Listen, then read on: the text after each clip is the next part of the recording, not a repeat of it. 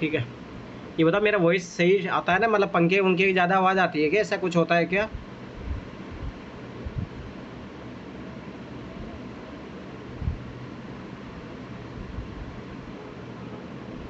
कुछ तो बोलो, आवाज़ आ रही है मेरी, दिख रहा है आप लोगों को?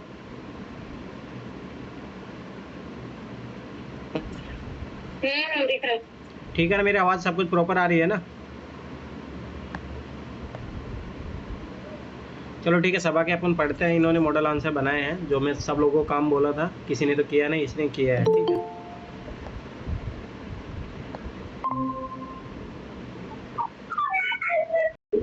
तो राजेश इधर मैं कॉपी चेक कर रहा हूँ तो देखना, ठीक है? अब देखो ध्यान से, विश्व में घटित कौन सी मुख्य राजनीतिक, आर्थिक और सामाजिक गतिविधियों ने भारत में उपनिवेश विरोधी संघर्ष को प्रेरित किया?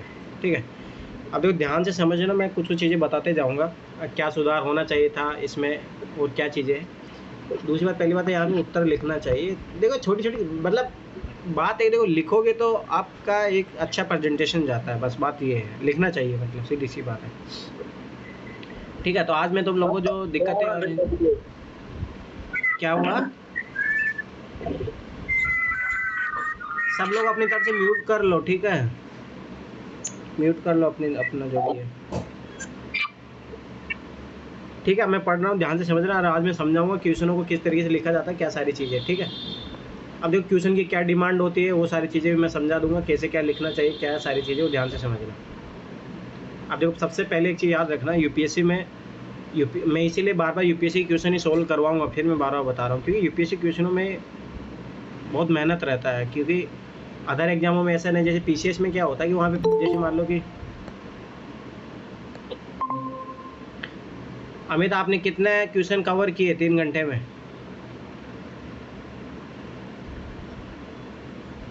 आप सुन पा रहे हो अमित?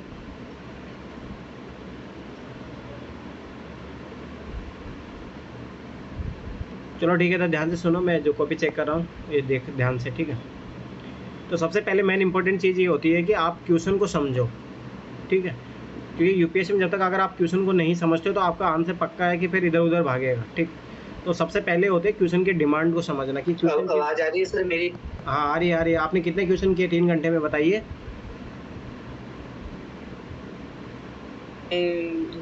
ईमानदारी से बोलूं तो सर 6 या 7 क्वेश्चन ही किए हैं सर। इसका मतलब ये है कि 6-7 क्वेश्चन गूगल पे, हाँ वो सर्च किया ना, इसीलिए आपको इतना टाइम लग गया। अगर थोड़ा बहुत पढ़े रहते, थोड़ा बहुत लिखते, तो आप आराम से सर्च करके 16 देख कर लिखने में। चलो कोई ऐसे नहीं ऐसे ऐसे मुझे सारे क्वेश्चन के बारे में, अच्छा सारे क्वेश्चन के बारे में सर मुझे कुछ कुछ थोड़ा आता था सर, लेकिन ये इसको थोड़ा सा लंबा लिखने में सर मुझे थोड़ा दिक्कत हो रहा था सर, देख देख के लिखने से बहुत दिक्कत हो रही थी सर। तो बिना देखे लिखना चाहिए था ना? बिना देख के हो नहीं पा रहा था सर, मैं केवल कीवर्ड ही लिख पा रहा था सर, जो इम्पोर्टेंट कीवर्ड्स होते हैं सर, तो वही केवल मैं लिख पा रहा था सर, जो मुझे याद थे केवल बिना देखे। अच्छा चलो ठीक है, कोई बात नहीं। अब इधर मैं है ना सभा की कॉपी चेक कर रहा हूँ। कॉपी इन द सेंस, इन्होंने मैंने जो बोला था वर्ल्ड हिस्ट्री के किसी काम नहीं किया आप लोगों ने, उन्होंने किया है, तो उनका देख लो, अच्छे तरीके सीख लो यहाँ पे, ठीक है? ठीक है, ध्यान से सुनो, अब ध्यान से। तो मैं यही बता रहा था कि क्वेश्चन की जो मांग होती है उसको सबसे महत्वपूर्ण होता है उसे समझना, ठीक है? अगर जब तक आप उस चीज़ को समझोगे नहीं तो आपका आंसर इधर उधर जाएगा, ठीक? अब देखो ध्यान से समझो, तो क्वेश्चन को ध्यान से पढ़ना चाहिए, और एक एक चीज़ को जो इंपॉर्टेंट चीज़ है उसको गोला कर लेना चाहिए। विश्व में घटित कौन सी, अब देखो यहाँ पे ये क्वेश्चन आ गया, कौन सी मुख्य राजनीतिक, आर्थिक और सामाजिक गतिविधियों ने भारत में उपनिवेश विरोधी संघर्ष को प्रेरित किया? तो सीधा सा मतलब क्वेश्चन का समझ में आ गया कि अपने को वो गतिविधियाँ बतानी है जिसमें भी राजनीतिक क्षेत्र में जो हुआ है, आर्थिक क्षेत्र में जो हुआ है, और सामाजिक क्षेत्र में जो पूरे वर्ल्ड में जो घटित हुई है, जिसने भारत में उपनिवेश विरोधी मतलब स्वतंत्रता आंदोलन को शुरुआत किया, ठीक है? तो जैसे मान लो कि जापान ने रशिया को जब हरा दिया था, तो ये यूरोप की अपराजिता की जो थी वो एक अवधारणा को टूटी। तो इस तरीके से जो घटनाएं हैं, आपको आयरलैंड में जो विद्रोह हुए हैं उनके बारे में बताना था। परंतु याद रखो, इसमें आपको 3 चीज़ें बतानी है, राजनीतिक, आर्थिक और सामाजिक गतिविधि है, ठीक है? तो ये क्वेश्चन की डिमांड होगी। अब ये आपको क्वेश्चन की डिमांड समझ में आ गई। अब ये मेन बात आती है कि भाई स्वाभाविक सी बात है कि इंट्रोडक्शन क्या लिखा जाए, ठीक है। तो सब बच्चों को डाउट ये रहता है कि सर इंट्रोडक्शन क्या लिखा जाए। अब देखो इंट्रोडक्शन का मैं कुछ चीज़ें बताता हूँ आपको। देखो इंट्रोडक्शन ये देखो इस क्वेश्चन में ना कोई आपको मेन कोर थीम दिख नहीं रही है जिसके बारे में लिखा जाए, ठीक है। बहुत सारे क्वेश्चनों में ऐसा होगा कि आपको कोर थीम दिख जाएगी क्वेश्चन की और उसको आप आराम से लिख सकते हो। जैसे मान लो कि खाद्य प्रसंस्करण क्या है, इसके उद्योग का क्या सीमाएं हैं और इसमें सरकार इसके समाधान के लिए क्या प्रयास कर रही है, ठीक है। तो इसमें जो फूड प्रोसेसिंग का आपको आराम से दिख गया, तो उसमें इंट्रोडक्शन में आप आराम से उसको शो कर सकते हो, ठीक। एक सिंपल सा तरीका होता है। परंतु इस टाइप के जो क्वेश्चनों में जिसमें मान लो कि आपको इंट्रोडक्शन कहीं मतलब थीम नहीं दिख रहा हो, तो आपको इसमें क्या होगा कि आप स्टार्टिंग में कुछ मतलब चीज़ें ऐसे ले सकते हो कि जब 19th सेंचुरी थी, मान लो कि जैसे मान लो कि, या फिर आप वहाँ से शुरू कर सकते हो कि भारत में जैसे मान लो अंग्रेज आए, फिर 1800 मान लो कि ये अपना जो प्लासी का युद्ध था, ठीक है, 1857 का, फिर बक्सर के युद्ध के बाद में जो अंग्रेज अपने को गुलाम बनाते गए, तो फिर धीरे धीरे अपन उनके गुलाम बनते रहे, ठीक है। फिर बाद में जो कुछ ऐसी घटनाएं हुई विश्व में जिन्होंने अपने आप को प्रेरित किया, मोटिवेट किया अपने को, और ताकि अपने अपने स्वतंत्रता की मांग को उसको बढ़ावा दे, ठीक है। तो उसी दौरान 1857 की क्रांति हुई, फिर आगे धीरे धीरे धीरे अपना जो कांग्रेस की स्थापना, ये सारी चीज़ें होना। तो मतलब आप स्टार्टिंग वहाँ से कर सकते हो कोई, ठीक है। तो आप एक बैकग्राउंड में जाके चीज़ें शुरू कर सकते हो, ठीक है। अब अपन ये देखते हैं कि इन्होंने, अब देखो फिर उसके बाद में आपको राजनीतिक, आर्थिक और सामाजिक गतिविधियाँ बतानी है, कैसे उन्होंने संघर्ष को प्रेरित किया, ये आपको समझाना चाहिए, ठीक। अब मैं फिर बता रहा हूँ कि इस क्वेश्चन में आपको ज़्यादा अच्छा रहेगा कि अगर आप पैराग्राफ फॉर्मेट में लिखते हो तो बहुत अच्छा रहेगा, ठीक। बुलेट पॉइंट में भी लिखा जा सकता है, पैराग्राफ में लिखोगे तो बहुत ज़्यादा रहेगा, क्योंकि इसमें एक्सप्लेनेशन की डिमांड कर रहा है आपको कि वो कौन से, जैसे मान लो जो भी राजनीतिक गतिविधि है तो उसने कैसे उपनिवेश विरोधी संघर्ष को प्रेरित किया, ठीक है। तो ये चीज़ ध्यान से समझना, ठीक। अब देखो ध्यान से, तो पहली बात है यहाँ पर उत्तर लिखना चाहिए, ठीक है। ध्यान से देखो, मैं इधर कॉपी चेक कर रहा हूँ, सब लोग ध्यान से ऑब्जर्व करोगे, ठीक है। अब देखो इन्होंने क्या लिखा है सभा ने, वो देखते हैं अपन, ठीक। 19वीं शताब्दी में भारत ने अंतर्राष्ट्रीय स्तर पर पूंजीवादी की जड़ें बनने लगी।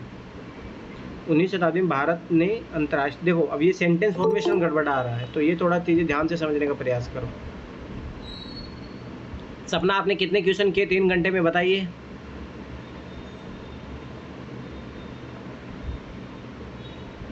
सपना आपने कितने क्वेश्चन किए 3 घंटे में?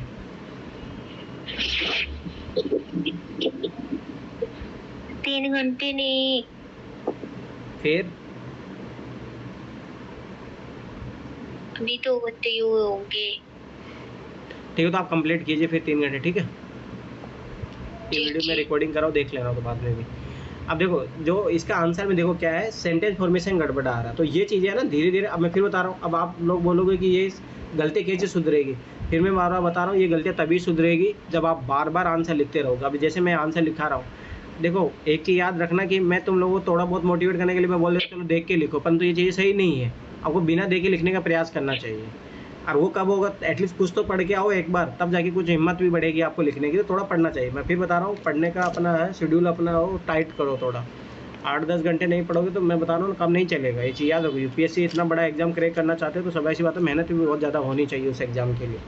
एसएससी एग्ज़ाम नहीं है जो 4-5 घंटे पढ़ते हो आप लोग, आजकल तो 4-5 घंटे में एसएससी एग्ज़ाम भी नहीं निकलता, ठीक है। अब देखो ध्यान से, 19वीं शताब्दी में भारत ने अंतर्राष्ट्रीय स्तर पर पूंजीवाद की जड़ें बनने लगी।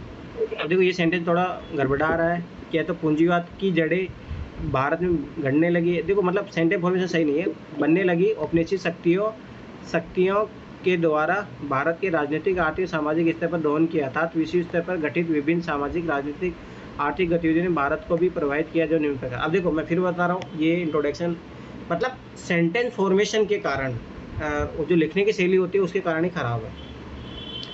इसी चीज़ों को अगर सेंटेंस फॉर्मेशन अच्छे से किया जाए, अच्छे वर्ड से इसको सुसज्जित मतलब बोलता है शोभित किया जाए, सजाया जाए, तो बहुत अच्छा इंट्रोडक्शन हो सकता है ये। परंतु भाषा शैली के कारण वो फ्लो नहीं हो पाना, वो सही चीज़ें नहीं है, ठीक। अब आगे देखो, अब इन्होंने राजनीतिक गतिविधियाँ बताया। राजा राममोहन राय फ्रांसीसी क्रांति व रूसी क्रांति से प्रभावित थे। अब देखो यहाँ पे फिर सेंटेंस फॉर्मेशन गड़बड़ा रहा है इनका। तथा आगे जो कर इथोपिया के द्वारा इटली के हार। अब देखो अब यही चीज़ें सिस्टेमेटिक वे से रिप्रेजेंट करना अपने आप को बहुत ज़रूरी है। अब देखो यहाँ से कुछ समझ में नहीं आ रहा है। राजा मोहन राय, ठीक है, फ्रांसीसी क्रांति वह रूसी क्रांति से प्रभावित थे। ठीक है, तो प्रभावित थे तो क्या हुआ, तथा आगे जाकर इथोपिया के द्वारा इटली की हार व जापान के द्वारा रूस की हार ने पश्चिमी शक्ति, अब देखो ये गलत लिखे हैं, सब वर्चस्व को झंझोर दिया और 20वीं शताब्दी की शुरुआत में भारतीय को सोचने को मजबूर किया। अब मैं बता रहा हूँ, सेंटेंस फॉर्मेशन बहुत ख़राब है।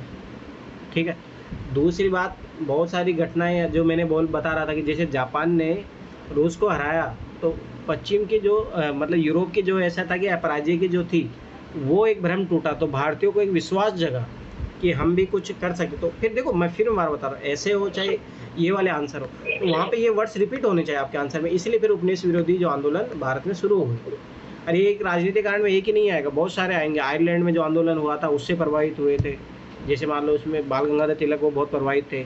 तो ये पॉइंट्स मैं फिर बता रहा हूँ, मॉडल आंसर आप खुद के तैयार कर रहे हो, तो मैं फिर बता रहा हूँ बहुत सारी कोचिंगों को भी आप पढ़ो, फिर बता रहा हूँ इनकम्प्लीट होते मैं बता रहा हूँ बार बार, आपको खुद को करना पड़ेंगे। अभी आप मॉडल आंसर बना रहे हो, मॉडल आंसर में 1-2 नहीं, आपके पास कम से कम 4 या 5 एग्जाम्पल होने चाहिए। तो आप सर्च करो ऐसे कौन से रीजन थे, कौन सी पॉलिटिकल गतिविधियाँ थी जिससे जो उपनिवेश विरोधी गतिविधियाँ शुरू हुई। ठीक है, अब बात आती है, देखो इन्होंने आर्थिक गतिविधियों में क्या लिखा है, पूंजीवाद के खिलाफ मार्क्सवादी विचारधारा, लेनिनवादी विचारधारा व आर्थिक मंदी के चलते भारतीय को एक परिप्रेक्ष्य सोचने के लिए दिया जिसमें असहयोग आंदोलन, बहुत से किसान और मजदूर आंदोलन और प्रतिनिधि नहीं इत्यादि जो प्रभावित किया। अब देखो फिर सेंटेंस फॉर्मेशन खराब हो रहा है। अरे कैसे इन्होंने इम्पैक्ट किया, मतलब ठीक है इन्होंने थोड़ा बहुत बता, पर सेंटेंस फॉर्मेशन के कारण चीज़ें खराब हो रही है। ठीक, सामाजिक प्रभाव, नस्लवाद के खिलाफ दक्षिणी अफ्रीका संघर्ष, तुर्की में खिलाफत आंदोलन ने भी भारत में तत्काल हलचल कर दी, जिससे भारतीय राष्ट्रीय कांग्रेस के खिलाफत आंदोलन मुद्दा उभरा। ठीक है, अब देखते हैं निष्कर्ष। अंततः भारत को प्रत्येक आंदोलन किसी न किसी रूप में विशिष्ट की सामाजिक आर्थिक राजनीतिक गतिविधि से होता है। अब देखो ये नॉर्मल है, दैट्स नॉट गुड। मतलब देखो एक ही याद रखना, इंट्रोडक्शन और कंक्लूजन आपकी मैच्योरिटी को शो करता है। मैच्योरिटी कब आएगी, जब बहुत सारे आप आंसर लिखोगे। फिर मैं बार बार बता रहा हूँ, मैच्योरिटी एक दिन में नहीं आती। अब जैसे मान लो कि ये 10 नंबर का क्वेश्चन है, मैं सही बता रहा हूँ ना, इसमें मैं ठीक है आपने इंट्रोडक्शन लिखा, मेन बॉडी लिखा, कंक्लूजन लिखा, मैं इसमें 1.5 नंबर से ज़्यादा नहीं दूंगा, और आपको नंबर पाने 5 नंबर तक, तब जाके आप फाइनल अच्छी रैंक से सेलेक्ट हो पाओ। तो मैं फिर बता रहा हूँ, बहुत मेहनत करना है, बहुत मेहनत, मैं फिर बार बार बता रहा हूँ, बहुत मेहनत करने की ज़रूरत है। ठीक है, तो आप लोग बताओ कुछ समझ में आया कैसे आंसर लिखे जाते हैं, क्या सारी चीज़ें बताओ, कुछ समझ में आया इस क्वेश्चन को पढ़ के? आप सब लोग हाओ यहाँ पे के भाग गए छोड़ के, कुछ समझ में आ रहा है?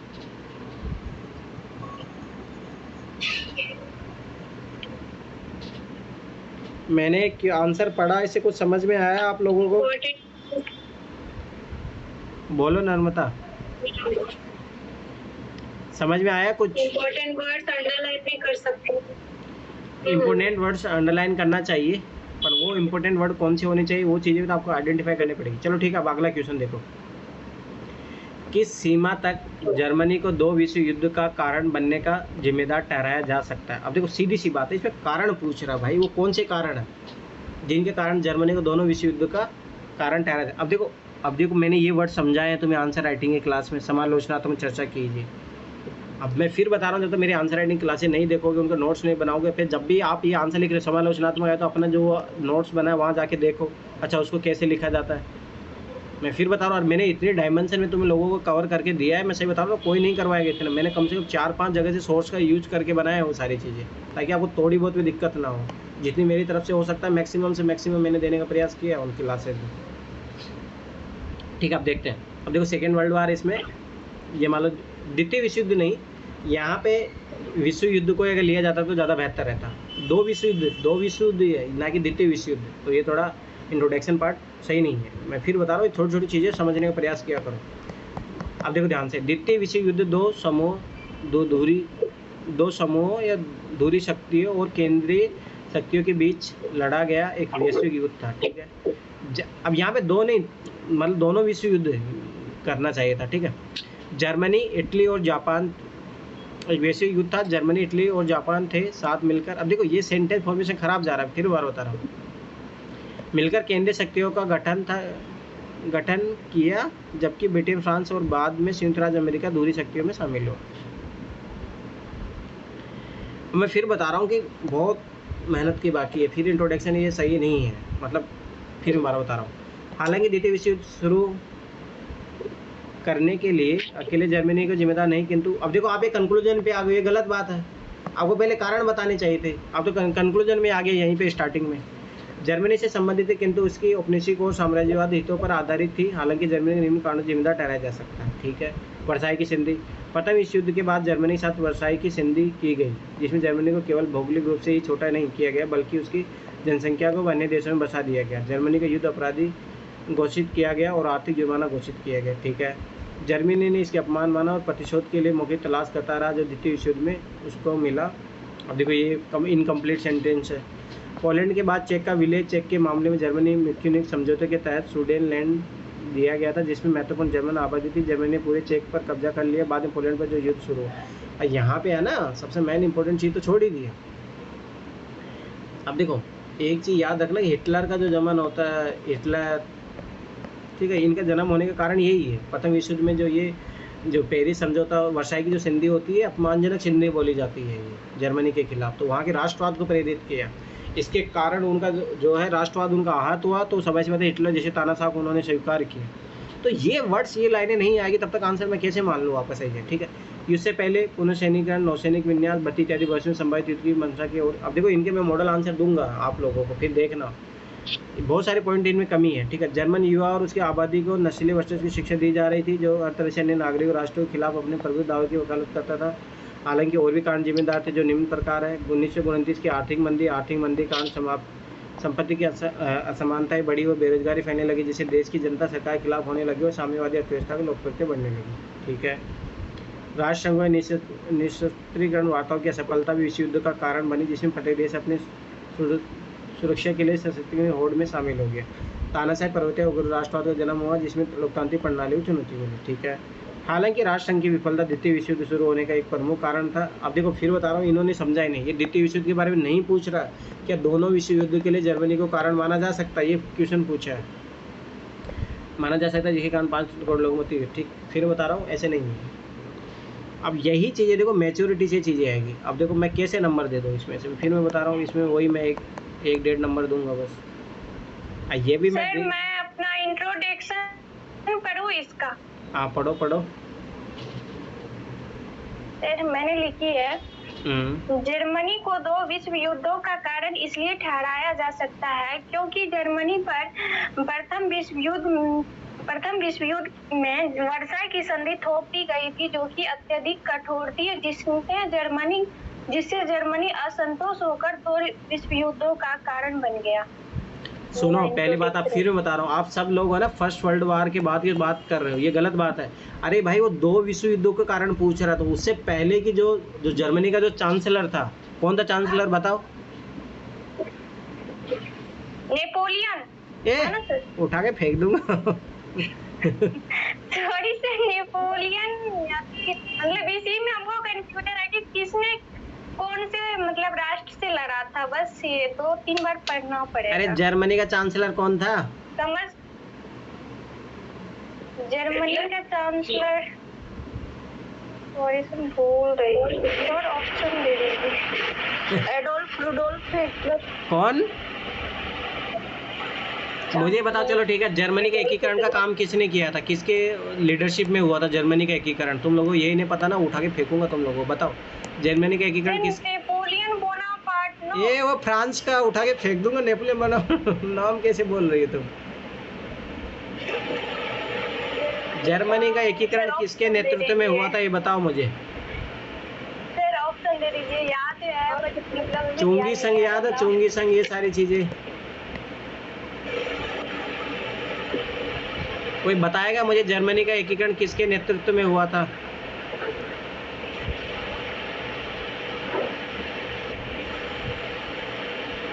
तुम लोगों को जब यही नहीं पता तो तुम इसका आंसर कैसे दोगे? ऑप्शन दे दीजिए, बता दूंगी। ऑप्शन क्यों दूं भाई, को ऑब्जेक्टिव क्वेश्चन है क्या? नाम मतलब कंफ्यूजन हो जाता है, कौन किसके मतलब तरफ से जग रही है। तो भाई इसका मतलब है, सीधी सी बात है, आपको लेक ऑफ रिविजन है आपका। ठीक है, ये चीज याद रखना। जब तक वो जब तक होगा तब तक ये सारी चीजें होती है। Yes sir. तो आप देखो मैं फिर बता रहा हूँ ना, इसीलिए आप लोग पहली बात आप क्वेश्चन को नहीं समझ पा रहे हैं। मैं इसमें 2 नंबर क्या आप, तो मैं इसमें 0.5 नंबर दूंगा। अब देखो मैं फिर बता रहा हूँ, बहुत मेहनत करना बाकी है। चलो ठीक है, आगे देखो। सोचो कि इन्होंने देख के भी ऐसा लिखा है। अगर मैं फिर बता रहा हूँ कि सोचो कि बिना देखे तो फिर क्या ही लिखोगे तुम लोग। अभी मैं देखो, कोई मेरे से चेक करवाना चाहेगा अपना जिसने बिना देखे लिखा हो। आज वर्ल्ड हिस्ट्री का कोई टेस्ट चेक करवाना चाहेगा मेरे से? हाँ बिस्मार्क। हाँ, अब वो तो नेट से टाप के ला ही दिए होगे तुम लोग।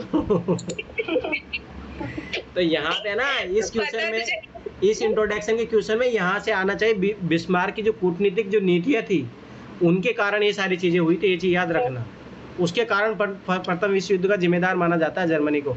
इसीलिए बोला जाता है बिस्मार्क क्या कर रहा था, वो 5 गेंदों के साथ एक साथ खेल रहा था, तुष्टीकरण की नीतियाँ थी उसकी, इसके कारण ये सारी चीज़ें होती हैं। समझ में आया आप लोगों को? इसके कारण बोला जाता है कि जर्मनी, फर्स्ट वर्ल्ड वॉर का कारण जर्मनी था। और मुझे बताओ इस क्वेश्चन में कहीं पे भी, पहली बात तो जो भी है सभा ने क्वेश्चन ही नहीं समझा। वो 2 विश्व युद्ध नहीं, वो द्वितीय विश्व युद्ध। देखो इसने द्वितीय विश्व युद्ध के बारे में बताया, गलत है। वो दोनों विश्व युद्ध के कारणों के बारे में पूछ रहा है यूपीएससी आपसे। अब देख सोचो, क्वेश्चन की मांग ही नहीं समझे तो क्या ही आप उत्तर लिखोगे, आप मुझे बताओ।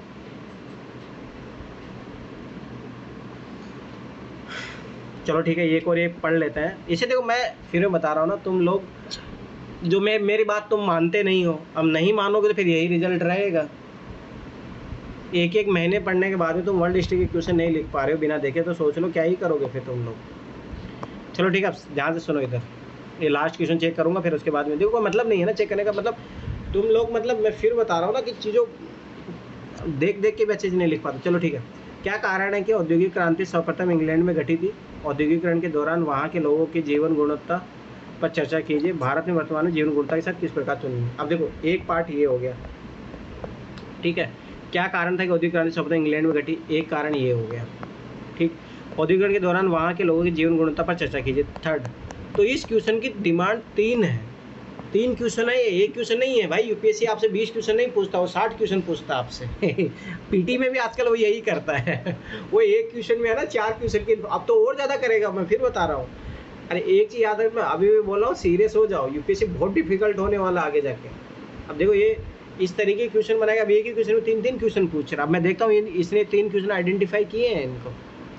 औद्योगिक क्रांति के तात्पर्य औद्योगिक मशीनीकरण में कारखाना प्रणाली के उपयोग से, ठीक है। पर फिर मैं बता रहा हूँ, अब यहाँ पे एक अच्छी सी हेडिंग डालनी चाहिए, औद्योगिक क्रांति क्या है, फिर उसके बाद अच्छे से बताओ, फिर एग्जाम्पल जो भी है, ठीक है। मतलब कमी है, मैं बार बार बता रहा हूँ। आगे देखो, औद्योगिक क्रांति सर्वप्रथम इंग्लैंड में घटित होने के कारण, चलो ठीक है, इसने एक तो एड्रेस कर लिया, ठीक है। अब देखते हैं औपनिवेशिक शोषण। अब देखो ये चाहो ना, अब ये चीज़ फ्लो चार्ट डायग्राम में लिखा जा सकता था। अब मैं बता रहा हूँ, ये चीज़ें कौन सीखेगा फिर? मैंने वो फ्लो चार्ट डायग्राम कितने लगभग तुम्हें 50 से 60 से ज़्यादा फ्लो चार्ट डायग्राम सिखा दिए तुम लोगों को। अब वो यहाँ पे अप्लाई करो ना, जहाँ अप्लाई हो सकता है वहाँ तो अप्लाई करना ही चाहिए। अब यहाँ अप्लाई हो सकता था, क्यों? कारण पूछ रहा है, कारण फटाफट से बता दो कि भाई सब ऐसी बात है कि इसका कारण था, एक तो भाई किसी भी देश से मतलब इनका सीमा विवाद नहीं होना। सीमा विवाद क्यों नहीं था? क्योंकि समुद्र से घिरा हुआ था, जो लैंड एरिया तो कम था, ठीक। दूसरी बात यहाँ पे भाई सब ऐसी बात है कि यहाँ पे क्या था कि लोकतांत्रिकरण जो प्रक्रिया है वो पहले आ चुकी थी अन्य कंपेरिजन अन्य देशों के, ठीक है। इनके उपनिवेश थे, इसके कारण उपनिवेश से क्या हुआ, इनके पास एक इनकम थी, ठीक है। डिमांड सप्लाई के लिए मार्केट इनके पास अवेलेबल था, ठीक है। दूसरी बात, इनके पास जो थी मिडिल वर्ग था, उनके जो मतलब जो रिफॉर्म हुए थे उसके कारण भी यहाँ पे घटित होती। तो ये सारी चीज़ें अब ये पॉइंट फॉर्मेट लिखे जा सकते थे आराम से, यहाँ पे फ्लो चार्ट डायग्राम बना के आप लिख सकते थे आराम से, ठीक है। आगे देखो, औपनिवेशिक शोषण से इंग्लैंड में पृथ्वी का संचय हुआ। उत्तर कोरिया, अमेरिका ने, अब जो भी देखो ये वर्ड से गलत लिख रहे हो, जो भी इससे दूर आर्थिक आधार वहीं की विजय के बाद बंगाल की खुली लूट ने क्रांति मुख्य ना। अरे भाई इसका क्या ही मतलब है? औद्योगिक क्रांति 16वीं सदी में ही हो जाती है, 1650 के समथिंग। और भाई ये तो भारत में तो समझो कोई चीज़ है। अब अगर मान लो बंगाल को लूट भी रहे थे तो 1757 के बाद लूट रहे थे ना। अब देखो मैं बता रहा हूँ, आप जैसे मैं क्या, मुझे देखो चीज़ों की समझ है, आप बेवकूफ़ नहीं बना सकते हो एक एग्जामिनर को। बेवकूफ नहीं बनाना है, कोई कोशिश कर लिखने की। हाँ। जेम्स वाट और कार्टराइट जैसे आविष्कारों के आविष्कार इस क्रांति को आता है। अरे भाई वो औद्योगिक क्रांति इंग्लैंड में क्यों, इसके कारण पूछ रहा है। वो आपसे ये नहीं पूछ रहा। अब देखिए इसने क्या लिख दिया, औद्योगिक क्रांति के कारण क्या थे। अब भाई वो मेरे इंग्लैंड से संबंधित, वहाँ पे देखो नौसेना उनकी मजबूत होना, ये बहुत सारे रीजन मैं बताऊंगा जब मैं मॉडल आंसर दूंगा तुम लोगों को, ठीक है। आगे देखो, औपनिवेशिक साम्राज्य विस्तार के कारण कच्चे माल की पूर्ति के साथ साथ नए बाजार की उपलब्धता भी से गठित किया, ठीक है। इंग्लैंड के गौरवपूर्ण क्रांति बाद राजनीतिक स्थिरता शांति बारे इस क्रांति इंग्लैंड में घटित होने प्रेरित किया, ठीक है। औद्योगिक क्रांति के दौरान वहाँ के लोगों की जीवन गुणवत्ता, ठीक है, अपन देखते हैं। औद्योगिक क्रांति ने इंग्लैंड वासियों को सकारात्मक नकारात्मक दोनों रूपों में प्रभावित किया, ठीक। अब देखो यहाँ पे आराम से वो बना के लिखा जा सकता है टेबल फॉर्मेटिव आंसर। जहाँ एक और शहरीकरण को बढ़ावा दिया तो वहीं दूसरी ओर स्वास्थ्य की समस्या, सैनिटेशन समस्या उत्पन्न हुई। डायरेक्ट लिखो, ये इतना टाइम नहीं मिलेगा वहाँ पढ़ने का। मलिन बस्तियों का निर्माण हुआ, स्वास्थ्य से संबंधित प्रॉब्लम, नई नई बीमारियाँ जनरेट होने लगी, ये लिखो पॉइंट फॉर्मेट में।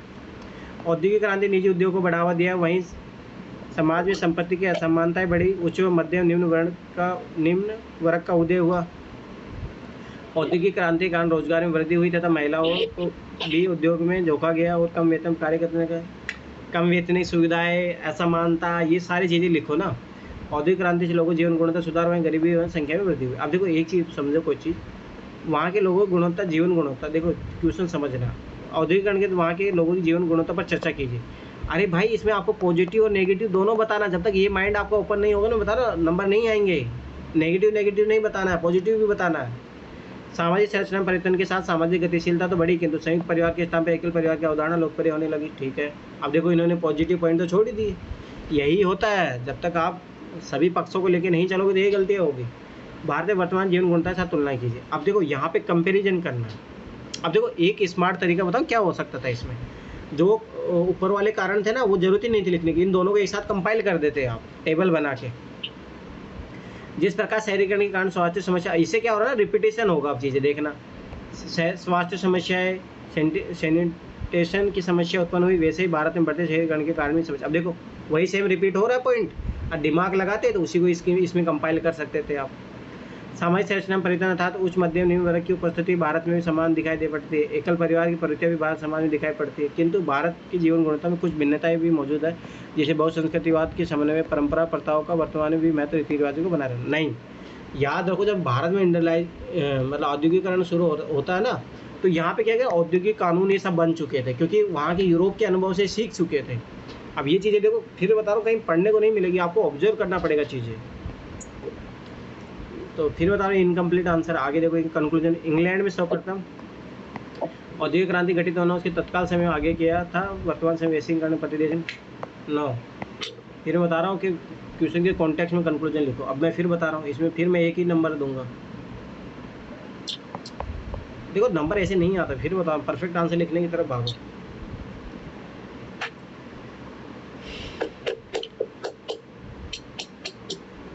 पिछले टेस्ट की कॉपी भेजिए, चेक करेंगे भैया। क्या? पिछले टेस्ट की कॉपी भेजिए, चेक करेंगे। 0 नंबर भेजिएगा, थोड़ा सा चेक कर लीजिए। नहीं, मैं देखो कौन से पिछले टेस्ट की बात कर रहे हो, वर्ल्ड हिस्ट्री वाले की? 16/7/23।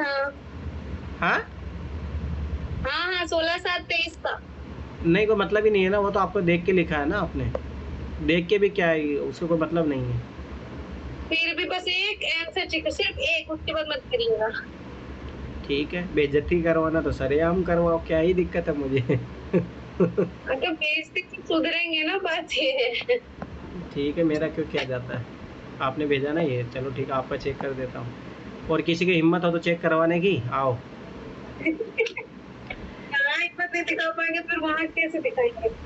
चलो ठीक है, पर आपने, चलो ठीक है, देख के भी सही लिखा नहीं, चलो ठीक है, ध्यान से। आर्थिक महामारी से निपटने के लिए किन किन नीतिगत साधनों का प्रयास किया गया, क्वेश्चन है ये, ठीक है आपका। ठीक है, ठीक, यहाँ पे उत्तर कौन लिखेगा? ठीक है, उत्तर लिखना रहता है। क्यों? हमको लगा उत्तर नहीं लिखा रहता, जैसे क्वेश्चन रहता है तो फिर नीचे से स्टार्ट कर देते हैं। लिख दोगे तो क्या बिगड़ जाएगा? चलो ठीक है, सुनो फटाफट शुरू करो। 24 अक्टूबर 1929 को एक, पहली बात भाई इतना मत जाओ, पहली बार इतने फैक्ट याद रहेंगे आपको? नहीं, अक्टूबर भी याद रहे तो ठीक है, कुछ डायरेक्ट 1929 लिखो, ठीक। देखो चीज़ों को मैं फिर बता रहा हूँ, फैक्ट के पीछे मत पड़ो, यूपीएससी की तैयारी फैक्ट वाली नहीं है, कॉन्सेप्ट पे है। 19 को एक संकट शुरू हुआ था जिसे महामंदी ग्रेट डिप्रेशन के नाम से जाना जाता है। अरे भाई कभी भी है ना कोई चीज़ बताओ तो उसको बैकग्राउंड बताओ कि किस कारण से सारी चीज़ें हुई। गलत है फिर बताओ, इसमें बताओ ना फर्स्ट वर्ल्ड वार के बाद में ये सारी चीज़ें, उसके बाद में ये सारी चीज़ें आई। अरे मैं फिर बता रहा हूँ ना चीज़ों को, आप एक चीज़ सिंपल सा ये समझो कि मैं एक चीज़ सिखाता हूँ आप लोगों को ना, आज है ना, देखो कभी भी चाहे ऐसे हो चाहे आप आंसर राइटिंग कर रहे हो, एक चीज़ याद रखना हमेशा, आप ये सोचो कि मैं एक छोटा सा बच्चा भी, उसको मैं आर्थिक महामंदी से निपटने के लिए जो नीति के साधन है उनको कैसे मैं समझा सकता हूँ। बच्चे को कुछ भी नहीं पता है, तो इस तरीके से आंसर राइटिंग ऐसे की शैली जो होनी चाहिए ना आपका, वो ऐसी होनी चाहिए। अब देखो इसमें तो हवा ही नहीं लग रही, बच्चे को क्या पता लगेगा क्या भाई ये क्यों हुई, ये तो आप तो कुछ बताए नहीं। अब देखो दूसरी बात, आर्थिक महामंदी के कारण, ठीक है, देखो कारण ऐसे डिमांड नहीं है इस क्वेश्चन की, अगर लिख रहे हो तो फिर इसको फिर फ्लो चार्ट डायग्राम में बना के लिख दो बस फटाफट से 3-4 पॉइंट। अत्यधिक उत्पादन कम खपत, अरे भाई ये चीज़ें मेन रीजन नहीं है, मेन रीजन सबसे पहला मेन रीजन है विश्व युद्ध, उसके बाद में फिर ये सारे कारण जनरेट हुए थे। मेन थीम को ही आप आउट कर दिए, ये तो बात वही हो गई, बिना सचिन के इंडिया क्रिकेट खेल रही है, मेन प्लेयर को बात कर देंगे क्या होगा। ठीक है, अत्यधिक उत्पादन कम खपत गैर कृषक आबादी का ये कोई मतलब नहीं, ये देखो यही टाप के लिखोगे तो ये उल्टे सुल्टे दिमाग लगाया करो टिपने में भी। खरीद सकते बुनियादी असमान वितरण, शेयर कीमतों में गिरावट, छोड़ो। निपटने के उपयोग आने वाली नीति के साधन, फ्रैंकलिन की डीजल द्वारा चलाई गई नीति, अरे भाई ये नीति क्या थी ये बताओ। जन कल्याण के लिए व्यापक कार्यक्रम, चीन में खुली द्वारा नीति, अफ्रीका के वणिकवाद के विरुद्ध एक आर्थिक विद्रोह, इस कथन की पुष्टि। अभी अच्छा यहीं पे तुम्हारा खत्म हो गया आंसर, इसका कंक्लूजन कौन लिखेगा। आपको नंबर मिलेंगे 10 में से 0.025। ये नंबर किसी बात तक मिला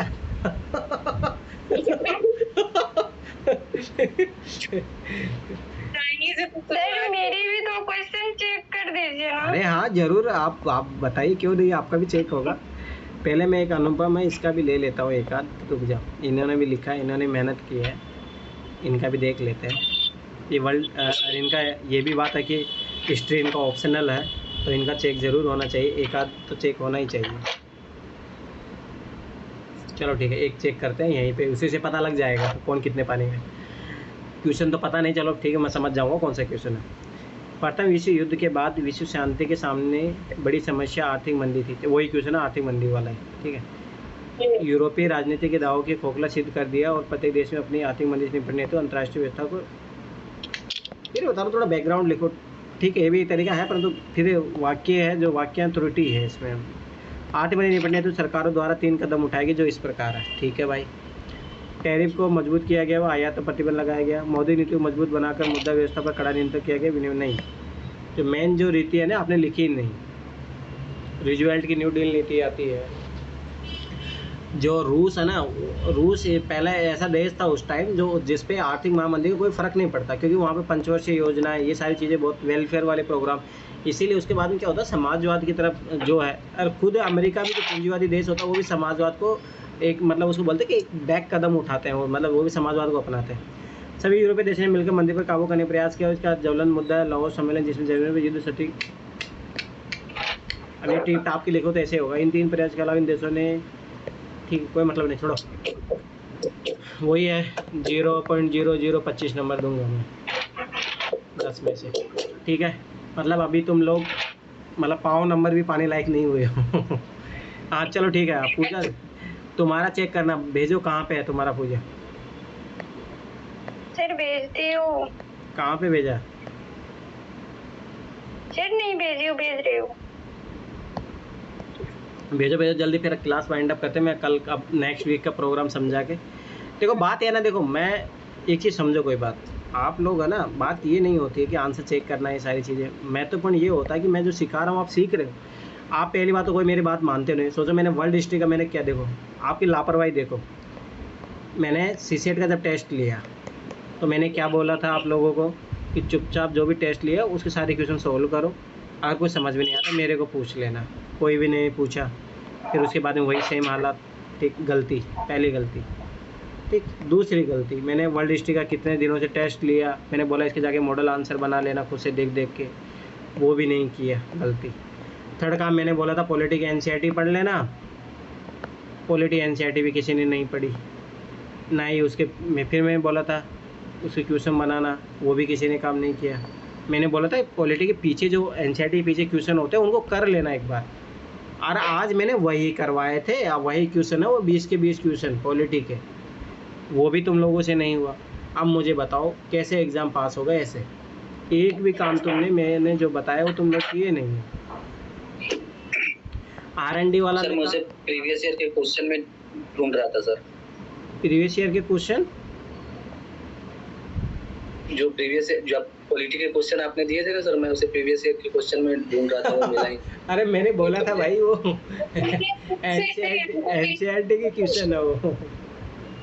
मिल गए 11th क्लास की एनसीईआरटी से बहुत सारे। ये देखो मैं बता रहा हूँ कहाँ से थे वो क्वेश्चन। वर्ल्ड हिस्ट्री थी, क्लास 12th की, समकालीन विश्व राजनीति, वो पॉलिटी की है वो 12th क्लास की, ठीक है। वहाँ से लगभग कम से कम भी 5-6 क्वेश्चन वहाँ से थे। 11th क्लास की एक एनसीईआरटी थे, उससे 5-6 क्वेश्चन थे, ठीक है। 6th क्लास की एनसीईआरटी से लगभग 5 क्वेश्चन थे। 7th क्लास के एनसीईआरटी से लगभग 2 क्वेश्चन थे, और 8th की क्लास से नहीं था कि उसमें कुछ मुझे मिला नहीं। 9th में शायद एक आध क्वेश्चन होगा, मतलब मैं और क्वेश्चन बना सकता था। और इतने अच्छे क्वेश्चन दिए हुए हैं, मैं फिर बता रहा हूँ, बहुत इंपॉर्टेंट क्वेश्चन दिए हैं उसके पीछे। तुम लोग तो वही है कि तुम लोगों मेहनत तो करनी है। शुरू का तो 5 क्वेश्चन देख के सर ना, शुरू के ना 5 क्वेश्चन देख के इतना मन खुश हो गया, हमको लगा आगे हाँ वो छठी क्लास का है ना, छठी क्लास की बुक के थे वो। अब आप सोच लो कि आप 12th क्लास पास करने लायक की स्थिति में नहीं है। मेरे समझ में नहीं आता आप लोग 6ठी से 12वीं कैसे पास करके आए। अब आप ही समझ लो कि क्या स्थिति रही होगी। चलो ठीक है, आपने भेजा फिर तो नहीं, फिर मैं आगे बढ़ता हूँ। और सब लोग ना इस ग्रुप में, आंसर राइटिंग वाले ग्रुप में भेजा करो।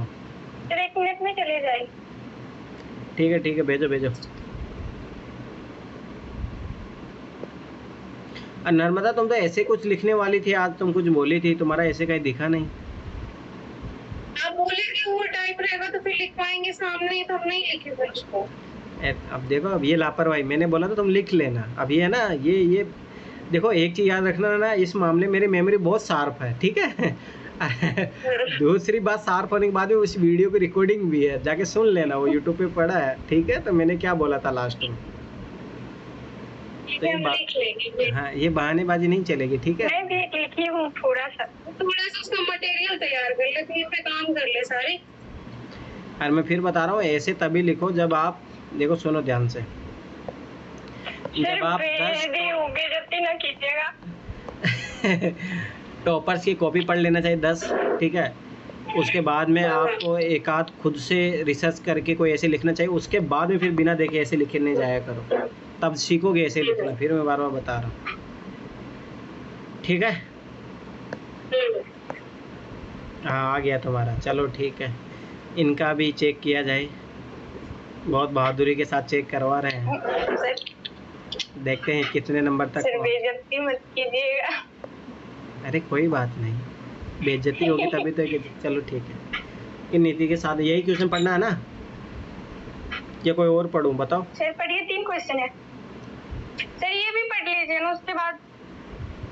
चलो ठीक सर, उलट पुलट हो गया। किन नीति के साधनों का प्रयोग किया गया? चलो ठीक है, देखो ध्यान से। प्रथम विश्व युद्ध के बाद देश में अफरा-ताही क्या होता है? ये वर्ड्स अच्छे यूज करो। मच गया, क्योंकि प्रथम विश्व युद्ध ने देश को लोकतांत्रिक तो नहीं बना पाया, किंतु नहीं लिखना आता तुम्हें। और मैं फिर बता रहा हूँ पूजा, तुम्हारी बहुत गलतियाँ रहती है, तुम्हें शुद्ध हिंदी भी नहीं लिखना आता, और बहुत बड़ी गलती है। अबे कुंतु क्या होता है? अरे भाई, जल्दी में लिखा, किंतु ऐसे लिखा जाता है। तुम्हारे अध्यापकों से मिलना पड़ेगा, जो तुमने पास करके यहाँ तक कैसे भेज दिया, तुम ग्रेजुएशन कैसे कर रही हो। आर्थिक महामंदी के कगार पर जरूर ला के खड़ा कर। ये बच्चों जैसी भाषा शैली है आपकी, बच्चों जैसी मैं बता रहा हूँ ना, बहुत। चलो आपने ये किया, कारण को भाई अच्छे से बनाओ। ये क्या बना रही हो, ट्रायंगल? खुद बच्चों जल्दी 9 बजे सो जाती है। अरे वो दूसरी है, वो सपना है। अच्छा अरे भैया ये क्या बात अच्छी बात है, अभी मैं बताऊंगा तुम लोगों को। कोई अच्छा बच्चा है तो अच्छा बच्चा रहने दो ना उसको, काहे उसको। ठीक है चलो ठीक है। कारण बाजार सस्ता हो गया अधिक सूखा का वजह से, अरे ये नहीं है भाई। पेरिस सम्मेलन में जर्मनी की वर्षा की संधि पर ठोकर उसे आर्थिक सामाजिक दृष्टि से कमजोर कर दिया। सभी देश आपस में युद्ध के लड़े बहुत कमजोर हो गए। बैंकों में भारी गिरावट, बैंकों में लोन देने। चलो ठीक है, मेन ये नहीं है। आलोचनाएं, अरे ये आलोचनाएं कहाँ से होने की है? ये कुछ भी लिख रही हो तुम, वो क्वेश्चन की डिमांड है नहीं। सुधार आर्थिक महामंदी ने, अभी आर्थिक नहीं लिखना आता, आर्थिक कैसे लिखा जाता है? तो मैं तो उठा के फेंकूंगा मैं, बहुत बड़ी गलती है। ने यूरोप के विभिन्न राष्ट्र लोकतांत्रिक शासक के रूप में व्यापक खटखट सहायता प्रदान करके उन्हें मजबूत किया। लोकतांत्रिक राष्ट्र बनने पर उपरोक्त बातें से तुमने तो ना, तुम्हें देखो नंबर कितना मिलेगा। तुमने रूल्स वायलेट किए, तुम्हें -1 नंबर मिलता है। तुमने क्वेश्चन की डिमांड ही नहीं समझा, नंबर नहीं मिलेंगे। फिर मैं बार बता रहा हूँ ऐसे। आगे आगे पढ़ूं बताओ। सर पढ़ लीजिए। अरे कुछ ही नहीं मिलेगा, तुमने इस क्वेश्चन में कुछ भी नहीं लिखा। एक क्वेश्चन है, कुछ बता दो। बता। मेरे को नहीं याद आ रहा। जब वो एक देश दूसरा देश में मतलब इलीगली सामान बेचता है कम कीमत पर, उसको क्या बोलते हैं? टैरिफ होता है वो, उसमें भी 2 प्रकार के होते हैं। नहीं, क्यों अपना सामान सस्ते में बेचता है जबकि। हाँ मैं समझ गया इकोनॉमी वाला जो टर्मिनोलॉजी है। देखो उसमें होता है, जैसे मान लो चाइना, डंपिंग करना, डंपिंग बोलते हैं। तो क्या ये मेरे से पूछ के लिख रही हो? नहीं, मैं बहुत देर से सोच रही थी, याद ही नहीं आ रहा मेरे को। इसके लिए एंटी डंपिंग टैक्स लगाया जाता है। फिर चलो ठीक है, अब सुन लो सब। अब कल का मतलब नेक्स्ट वीक का काम सुन लो सब लोग, ध्यान से सुन लो। यार पहले सुनो ध्यान से, एक चीज़ें समझा। देखो सबसे पहला काम, मंडे टू फ्राइडे जो अपना काम रहने वाला है, ठीक है। अब देखो पॉलिटी का वो 3 टॉपिक मैंने वो भेज दिया था पहले भी आपको, फिर मैं आज भेज दूंगा एक बार फिर से। उसकी स्टार्टिंग के 3 टॉपिक करने हैं, ठीक है। अच्छे से सब तैयार होके आना। अरे ये देखो, और मैं एक चीज़ बता रहा हूँ ना, अब ये चीज़ लोग आप डिले करते जाओगे। लगभग अपना जून से शुरू हुआ था, जुलाई अपन 2 महीने हो गए। 2 महीने में देख लो तुम लोगों को क्या आउटपुट है, कुछ भी नहीं मेहनत किया हो तुम लोगों ने, ठीक। तो ये 3 टॉपिक अच्छे से काम कर लेना। तो ये 9 से 10 बजे तक के बीच में मिलेंगे अपन कल से, ठीक है। कौन से मैंने नहीं सुने? अरे कल नहीं है, ठीक है। तो मंडे टू फ्राइडे जो अपन डिस्कशन करने वाले 9 से 10 बजे तक PM रात को, मतलब PT के अपन पॉलिटी के 3 टॉपिक उठाएंगे। उसको सब लोग आप अपनी तरफ से R&D करके आओगे उस टॉपिक के बारे में, मतलब पढ़ के आना उसके बारे में। जैसे मान लो कि हिस्टोरिकल बैकग्राउंड जो टॉपिक है उससे हर बार क्वेश्चन आते हैं, अपने को भी पता है। तो उसके बारे में सब कुछ अच्छे से पढ़ के आना। 73 एक्ट क्या है, मैं एक चीज़ें वो अच्छे से किए जाएगी, ठीक है।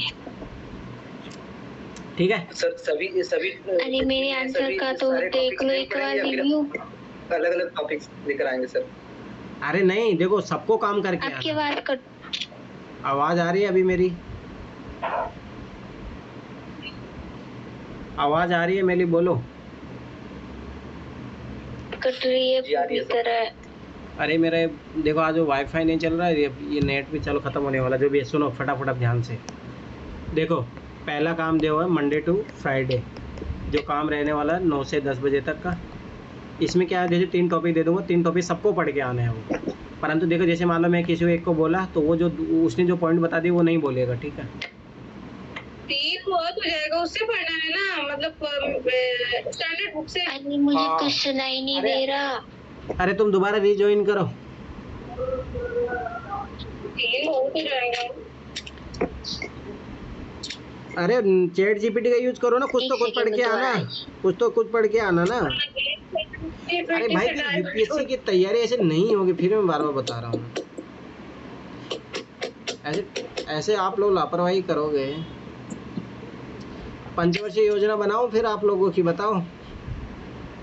नहीं, मुश्किल से 6-8 घंटे निकालने पड़ेंगे के लिए पूरी पढ़ाई हाइपर हो जाएगी 2 टॉपिक के चक्कर में। चलो ठीक है, तो सुन लो ध्यान से चुपचाप, ठीक है। जो भी है बैठना शुरू करना है इसमें, ठीक है। 9 से 10 बजे। और मैं फिर बता रहा हूँ इसमें फाउंडेशन कोर्स वाले ही आएंगे। अब मैं धीरे चलो ठीक है, स्टार्टिंग में हो सकता है कि 1 आध वीक में अलाउ कर दूंगा, पर बाद में फाउंडेशन कोर्स वालों के लिए रहेगा ये सारी चीज़ें, ठीक है। और आगे जो भी है सेशन में धीरे धीरे फाउंडेशन कोर्स वालों के लिए सब अच्छी बात है। जो आंसर राइटिंग है सेशन आंसर राइटिंग में इन्वॉल्व हो, ऐसे की जो क्लास वाला जो ऐसे के लिए आएंगे, ठीक है, तो वो सारी चीज़ें रहेगी, वो चीज़ ध्यान से समझना, ठीक है। CCET का अब देखो ऐसे को लेके क्या करना है ध्यान से समझो। तो ये तो अपना PT को लेके थोड़ा बहुत कुछ काम करना जो मैं सोच रहा था वो शुरू हो जाएगा यहाँ से, ठीक है। और फिर मैं इसी टॉपिक को ना टेस्ट लूँगा सैटरडे को, ये चीज़ याद रख लेना। सैटरडे या संडे को मैं टेस्ट लूँगा PT का, इन्हीं टॉपिक पर रिसर्च करेंगे तो अच्छी हो जाएगा ना, प्रैक्टिस भी हो जाएगा। ऐसे को लेके क्या काम करना है, मेरा क्लास आना शुरू हो जाएगा, ठीक है, पहली बात। दूसरी बात, आपको 10 टॉपर्स का ऐसे पढ़ना है, फिर एक खुद से लिखना है और एक फिर संडे को आके खुद से आप लिखना है, ठीक। पर मैं मतलब वो खुद से लिखो, आप कभी भी टाइम लिखो, कोई अपना बस ये कि टाइम सेट करके लिखो, मुझे जो भी आप सेट करके लिख देना, ठीक। अब सुनो ध्यान से, आपका हर 2nd और 4th संडे आपको टेस्ट होगा, 2nd और 4th। ये जो ऐसे का जो टेस्ट होगा आपका, वो पूरा आपको कंप्लीट करना पड़ेगा 3 घंटे में, ठीक है। ये चीज़ याद रखो, ये कंप्लीट करना। टॉपिक अपने से टॉपिक देंगे आप उस दिन? नहीं, उसका मैं पेपर सेट करके दूंगा इनका, जो 2nd और 4th होगा। नहीं, पहला मेरा आंसर बता दो। रुको 1 मिनट रुक जाओ, पहले सीख लो। 1st और 3rd वाला जो संडे आपको खुद से लिखना 2 ऐसे, ठीक है। ये हो गया ऐसे का काम। CCET का सुन लो ध्यान से, CCET का मैंने बता ही दिया था कल, वो जो है नेक्स्ट, हाँ घातांक करने वाला उसका टेस्ट होगा, ठीक है। मैं क्लासेज जो पहले नंबर सिस्टम की जो 4 क्लासेज बची वो क्लास मिल जाएगी, इसकी आपको फॉर्मूला की जो क्लास मिल जाएगी मेरी, ठीक, तो ये मिल जाएगा आपको, ठीक है। तो CCET हो गया, PT को लेके अपना काम हो गया, ऐसे को लेके हो गया। आंसर राइटिंग की जो बची हुई क्लासेज है वो आगे आती रहेगी, ठीक है। आंसर राइटिंग को लेके जो क्लासेज है वो आती रहेगी। अब बात आती है वर्ल्ड हिस्ट्री की। वर्ल्ड हिस्ट्री अब मैं पढ़ाना शुरू करूँगा, वो मैं शायद सोच सकता हूँ कि एक आध भी तो और डिले हो जाए तो कोई दिक्कत वाली बात नहीं है, पर आप जैसे क्योंकि उधर, हाँ बोलो। हाँ ठीक है, आप पढ़ा दीजिए वर्ल्ड हिस्ट्री में पढ़ाऊंगा भाई, सब ऐसी बात है। मेरी जो जिम्मेदारी, मैंने आपको बोला कि टू द पॉइंट आपको शॉर्ट नोट्स दूंगा, वर्ल्ड हिस्ट्री पढ़ाऊंगा, और जी ये जो जितने भी क्वेश्चन है इनके मॉडल आंसर मैं दूंगा, ये मेरी जिम्मेदारी है, ठीक है। ठीक है। तो ये सारी चीज़ें किसी को डाउट हो, और ये मुझे बताओ, आप किसको इतने लगभग अपने को 2 महीने हो गए, ठीक है, 2 मंथ हो गए, किसको क्या लग रहा है कि ये प्रोग्राम सही चल रहा है या आपके साथ चीटिंग हो रही है, ऐसा कुछ है क्या? आपको किस किस को ऐसा लग रहा है बताओ। फीडबैक दो मुझे सब लोग, बताओ फटाफट से। Positive negative feedback, positive negative feedback दो फटाफट से, बताओ, एक एक बताते जाओ। एक मैं दूं? हाँ बोलो। वर्ल्ड हिस्ट्री का अभी तक कितने वीक हो गए? वर्ल्ड हिस्ट्री के 3 वीक हो गए ना? आप 1 महीना हो गया पूरा, 4 वीक में आप वर्ल्ड हिस्ट्री भी ना कर पाए खुद से। 1 महीने में वर्ल्ड हिस्ट्री को हम लोग छोटे छोटे पार्ट में बांट के पढ़ते थे ना, तैयार करते। अच्छा, वीकली अगर 2 चैप्टर, 1 चैप्टर, हाँ ऐसे फिर बता रहा हूँ, पंचवर्षीय योजना तैयार करनी, तो बताओ जिसको पंचवर्षीय योजना तैयार करनी हो ना मेरे पास आ जाना, उसको फिर मैं पंचवर्षीय योजना में पढ़ाऊंगा। आप लोगों को 1 साल में अगर अटेम आप सबाई के बाद 2024 को टारगेट कर रहे हो तो भाई दबाव बढ़ेगा। अरे हाँ, अगले वीक सुन लो, एक 2013 से लेके, याद है ना 2013 से लेके 2022 उनके पेपर पढ़ लेना। GS1 से लेके GS मतलब GS1 और GS2 का टेस्ट होगा आपका इन 2013 से लेके 2022 में से, याद रखना, पढ़ लेना अच्छे तरीके से, रट लो उन क्वेश्चनों पर, उसी का। अरे 6 घंटे का टेस्ट होगा आपका, याद रख लेना। आवाज नहीं आ रहा क्या?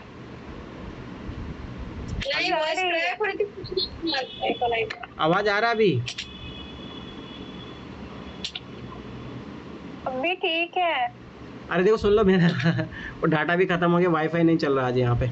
सुनो ध्यान से, देखो मतलब 2013 से लेके 2022 जो UPSC मेंस के क्वेश्चन है, मतलब 22 तक, ठीक है, GS1 और 2 का मैं एक फुल टेस्ट ऑर्गेनाइज होंगे दोनों, तो 6 घंटे के टेस्ट है और वो UPSC की टाइमिंग में आपको बैठ के देना है।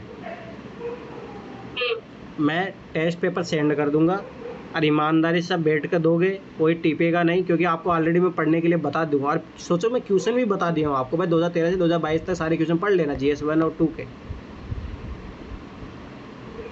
समझ में आया?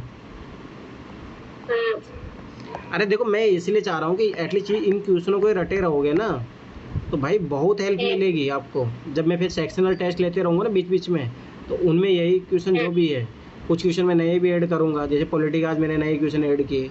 तो ऐसे करके जब करोगे ना तो कुछ कुछ आपको, देखो फिर बता रहा हूँ, देखो एक चीज़ यार सुनो ध्यान से। देखो एक चीज़ होती है कि इस डब्बे को भरने का कलर एक ऐसे आप सिस्टमेटिक वे से भरो तो इसमें टाइम ज़्यादा लगेगा।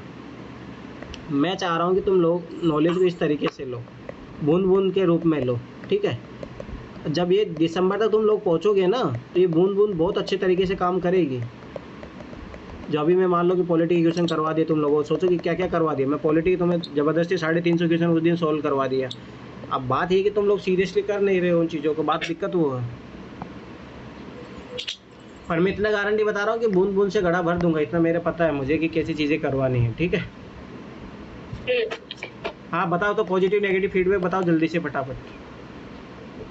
सर आप जो वो पेज भेजे हैं ना, वो PDF हाँ GS पेपर 1 और 2 का, उसी को पढ़ लूँ तो हो जाएगा ना? अरे भाई उसको मैं क्यों दूंगा, आपको 2013 से लेकर 2022 तक पढ़ना है GS 1 2 से। इसके मॉडल आंसर सर इसमें 19 तक है। अरे मतलब इनको सॉल्यूशन पढ़ना है आपको। दृष्टि की हाँ दृष्टि बुक वाली, उससे मिल जाएगा आपको। ये खुद से नेट पे सर्च कर लो, बहुत सारे ऑप्शन है। ओनली आईएएस वालों ने इंग्लिश में प्रोवाइड किया है, जाओ गूगल पे इसको ट्रांसलेट करो, बहुत सारे ऑप्शन है, ठीक है। ठीक है। चलो ठीक है, फटाफट पॉजिटिव वो फीडबैक दो, पॉजिटिव नेगेटिव को आपको क्या लग रहा है, क्या सुधार होना चाहिए और क्या सारी चीज़ें बताओ।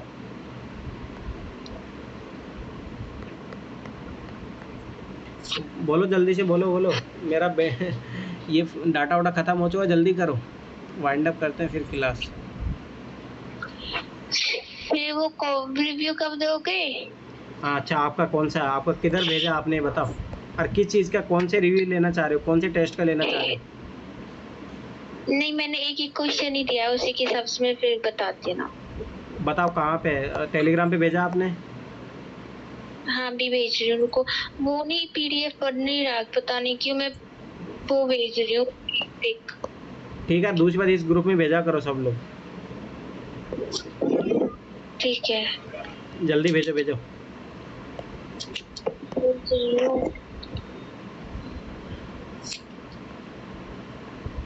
मेरा भी डाटा। और वो कंटिन्यू रखना है ना, जो मतलब अगस्त तक का टारगेट था हाँ क्वालिटी और वो तो आप तो पढ़ते रहो अपने अकॉर्डिंग, ठीक है। वो तो उसमें इतना टाइम दे दिया हूँ तुम लोगों को, आराम से डेली का 2 घंटे भी निकालोगे ना उसमें, तो वो तो आराम से हो जाएगा कवर। ये पूछ रहे थे भैया कि यूपीएससी की कॉपी कितने पेज की होती है मेंस की? जैसे ऐसे की कॉपी आजकल 30 पेज की आने लग गई है, पहले 24 की आती थी, अभी उन्होंने क्या थोड़ा पेज साइज थोड़ा छोटा कर दिया है, तो वो 30 पेज की आने लग गई है।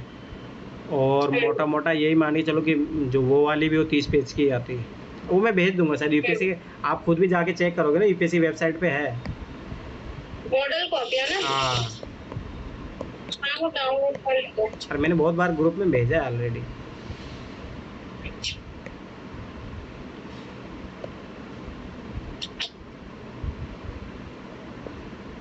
यूपीएससी की वेबसाइट पे ही है, देखो भेजती है। हाँ स्पेशल और मिल जाएगा, आप सर्च कर लोगे मिल जाएगा, ठीक है वो। हाँ कहाँ भेजा आपने? किया है डाउनलोड। मैं टेलीग्राम हाँ तो भेजो भेजो जल्दी, कहाँ दिखा नहीं टेलीग्राम पे तो।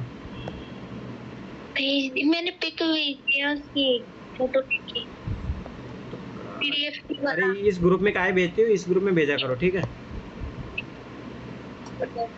चलो ठीक है, ये क्वेश्चन पढ़ना है।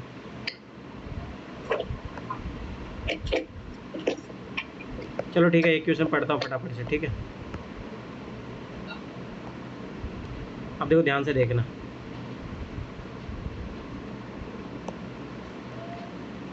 देखो इसमें यही दिक्कत है, PDF में भेजोगे तो वहाँ से चेक हो जाता है ना, बात ये है।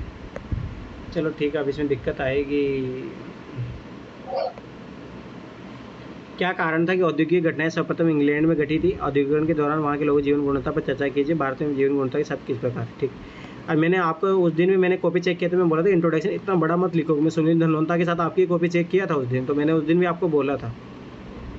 ये हो जाता है, पता नहीं क्यों। और वही, और बार बार रिवीजन करोगे तभी चीज़ें शॉर्ट होगी। बार बार रिवीजन करो, ठीक है। औद्योगिकरण या औद्योगिक क्रांति जैसे मानवीय प्रक्रिया के बजाय मशीनीकृत प्रक्रिया पर जोर दिया जाता है।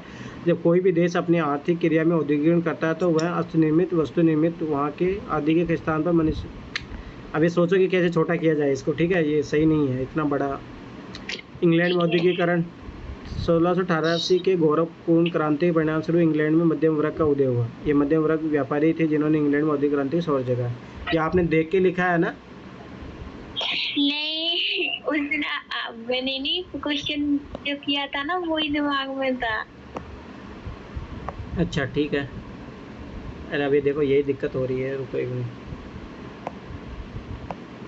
अब देखो, तथा तकनीकी, वैज्ञानिक और आर्थिक क्षेत्र में व्यापक विकास में आविष्कार जैसे वाष्प इंजन, फ्लाइंग स्टिंग, ठीक है। अन्य कारण लोहे की प्राप्त उपलब्धता, बंदरगाह, मध्य वर्ग द्वारा तकनीक प्रणाली, भौगोलिक परिस्थिति, सरकार की भूमि में सहायक रूप में उपनिवेश। अब देखो इन्होंने फ्लो चार्ट का अच्छा यूज किया, तो मैं यही चाह रहा था कि मैंने जो क्लासेज ली है उसका ये फ़ायदा मिलना चाहिए। देखो अभी अच्छा है, बहुत अच्छा लग भी रहा है, अरे पॉइंट भी अच्छे हैं, ठीक है। इंग्लैंड में जीवन गुणवत्ता, सीमांत तथा पूंजीपति वर्ग का बोलबाला, मध्यम वर्ग का धीरे धीरे उदय। अरे गरीब हो रहे थे, उत्पादन वृद्धि के साथ साथ शहरीकरण, जनसंख्या वृद्धि। अब देखो इन्होंने फ्लो चार्ट यूज़ किया, अच्छी बात है, परंतु कंटेंट थोड़ा अच्छा डालो। एक तरफ पूंजी तरफ साफ मलिन बस्तियों निर्माण, ये सारी चीज़ें लिखनी चाहिए। व्यक्ति जीवन स्तर, महिलाओं की स्थिति निंदनीय, ठीक है। चलो, वर्तमान जीवन गुणवत्ता, भारतीय वर्तमान जीवन गुणवत्ता औद्योगिक द्वारा गुण स्थिति से कहीं न कहीं मिलती जुलती भिन्न है। भारतीय जीवन गुणवत्ता शहरीकरण वृद्धि, ग्रामीण जनसंख्या प्रवाह, शहरी में फलता, शहरी औद्योगिकरण की भ्रांति, मलिन बस्तियों का बनना, जीवन स्तर पर निम्न स्वास्थ्य, ठीक है। लोगों में अधिकारी जागरूकता, स्वयं सुधार के कानून बनाए, ठीक। पर वो ना कंपैरिजन नहीं दिख रहा आपका, थोड़ा कंपैरिजन वाले स्टाइल में लाओ, ठीक। अतः स्पष्ट है कि औद्योगिक क्रांति समस्त विश्व में विकास की एक दिशा मिली, परंतु इससे लोगों के जीवन पर प्रतिकूल अनुकूल प्रभाव पड़ा। बाद में समय जीवन गुणवत्ता कहीं औद्योगिकरण से मिली, ठीक है। कुछ है, मतलब ठीक है, मतलब ऑन द एवरेज, मतलब और चीज़ें हो सकती है रिफॉर्म, पर फिर भी ठीक है, मतलब चीज़ें है, ठीक है। तो इसमें से मैं 10 में से तुम्हें 3 नंबर दूँ देंगे, ठीक है। मतलब और चीज़ें जैसे इसको सॉर्ट करो, थोड़ा और ज़्यादा यहाँ पे क्लियरिटी लाओ, ठीक है। और पॉइंट भी ठीक है, लगभग ओवरऑल ठीक है, और किया जा सकता है, ठीक है। ठीक है, चलो ठीक है, फिर यहीं वाइंड अप करते हैं। और कोई किसी कुछ डाउट हो तो, कुछ पूछना हो तो बताओ,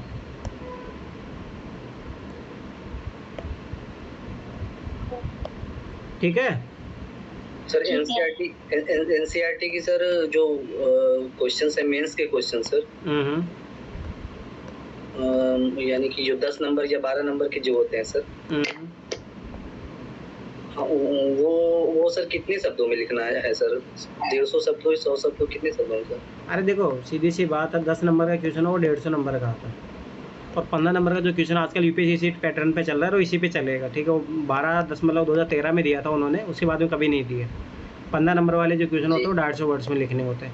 अरे अभी वर्ड्सों की टेंशन मत लो, अभी लिखो ज़्यादा, मेन वो चीज़ कंटेंट तो आपके पास होना चाहिए ना, पहले लिखने वो तो चीज़ें धीरे धीरे वर्ड्स कम हो जाएंगे। जब बार बार आप रिवीजन करते रहोगे, फ्लो चार्ट में इन चीज़ों में आओगे ना, तो ऑटोमेटिक वो वर्ड्स सीमा में लिख लोगे, उसी चीज़ की टेंशन मत लो। अभी पहले कंटेंट तो तैयार करो, ठीक है। और कोई कुछ दिक्कत? नहीं, चलो ठीक है, फिर वहीं वाइंड अप करते हैं, ठीक है। ठीक है, गुड नाइट। गुड नाइट, फिर कल मिलते हैं 9 बजे, ठीक है। ओके, चलो ठीक है, बाय बाय, गुड नाइट।